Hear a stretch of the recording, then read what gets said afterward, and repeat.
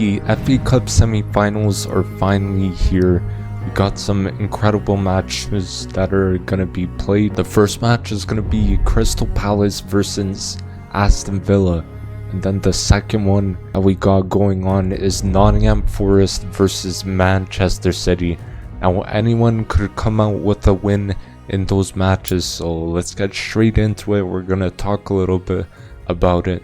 So let's get into it with Crystal Palace versus Aston Villa. Now this game, personally, I think it's going to be very good. So let's get started with Crystal Palace. They have actually been quite solid this season, especially in like the second half of the season. The last game they played was against Fulham in the FA Cup. They managed to win that game 3-0, which is quite the score. That's a pretty surprising score, especially against Fulham, who've been pretty decent in the Premier League. Speaking of the Premier League, Crystal Palace just came off a 2-2 draw against Arsenal, so they have really stepped up their form recently, as they has been stepping up in terms of goals and assists as well. His goal contributions overall, he's been very good.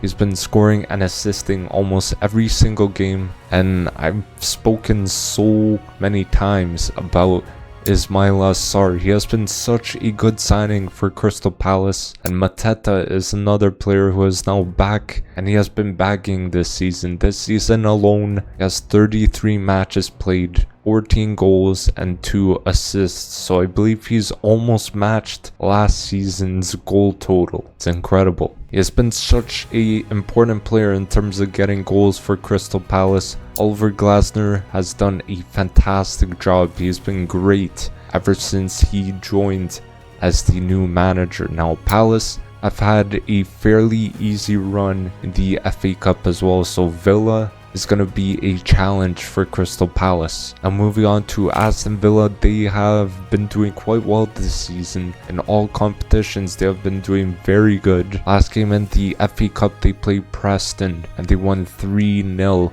In the Champions League, they actually got to the quarterfinals and they lost though. They played, I believe, against PSG, but they tried to come back. Unfortunately, they fell a goal or two short. Now, I do think they're coming into this match as favorites, and they have the experience of European competitions as well. So they have a very experienced manager as well, Unai Emery, who is a very solid coach. And Morgan Rogers, he has been incredibly good this season. I believe it's his breakout season as well, so he's been putting up some numbers. He's been doing very well, playing very well in almost every single game, and they have had a fairly good path to the semi-finals of the FA Cup. Their toughest opponent was Tottenham, in which they faced in the 4th round, but Aston Villa ended up winning that game 2-1. Obviously, Morgan Rogers scored in that game. He also got the assist for Ramsey's goal as well. So Rogers, as I said, he's been very key in Aston Villa's team this season. And we have to talk about the impact of Rashford and Asensio. The impact they've had on this Aston Villa team. It's been a very good move from the club to bring in both players. Rashford has played 41 matches, scored 11 goals, and has 9 assists. I think that's a pretty decent goal to game ratio. He seems more confident when taking on players and just playing overall.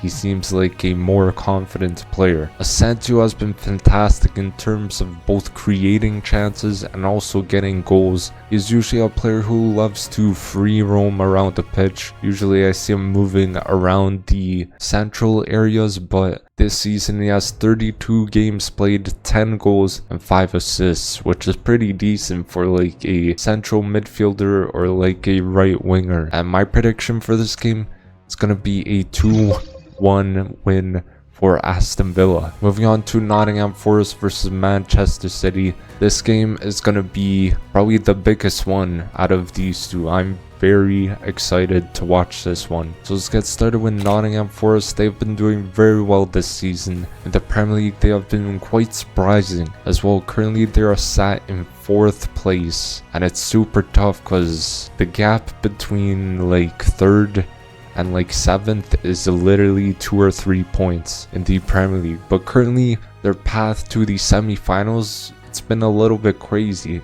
Like last game they played Brighton, they ended up drawing that game 0-0 in extra time, but they won the game 4-2 on penalties. So they are incredibly solid defensively, incredibly good. They kind of play in like a low block and then they counter once they get the ball. So that's kind of their style. Some of the players they have are absolutely class as well. Chris Wood has been an incredible striker for them this season. The Premier League has 31 matches played, 19 goals scored and 3 assists. He's up there amongst the top goal scorers in the league as well. That's some crazy stuff. And the man who plays right behind him is Gibbs White. He's been great as well this season. Very important player in terms of just ball carrying, passing ability, and also ability to create chances as well. He is also an important player. He also helps the team defensively when they need that help. And this season he has 32 games played, 5 goals scored, and 9 assists, which isn't too bad. I expect Forest to be quite defensive against Man City, and they're gonna hit Man City on the counter 100%, which will be effective. Moving on to Man City, they've been alright this season. This season, it's kind of been a lower standard kind of season for them because a lot of their players are getting up there in age and they've just dropped off in form a little bit. Their form has though stepped up like close to the second half of the season in the Premier League. Last game in the Prem, they played Aston Villa and they beat them 2-1. In the last game they played in the FA Cup, they played Bournemouth, and I expected that game to be quite a solid one, and it was. Man City deserved to win that game and they dominated it as well. Their path to the semi-finals of the FA Cup has been not too bad. They have had some pretty easy path to the semi-finals. Apart from the last game, as we mentioned, they played Bournemouth, and one player that they will miss is Haaland massively, one of their main goal scorers in the Premier League and in this competition as well. But many players have stepped up in his absence. Omar Marmoush is one of the new signings who came in January. He has been great. So far for City, he has 12 games played and 6 goals this season. Now De Bruyne has kind of been stepping up recently as well, even though before these last 2 or 3 matches he hasn't been doing too well.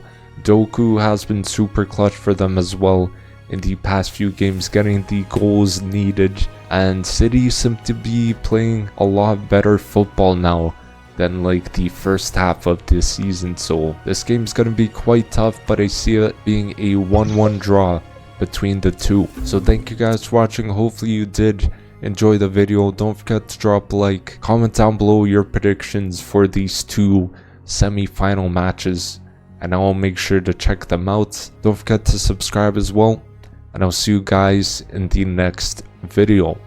Peace.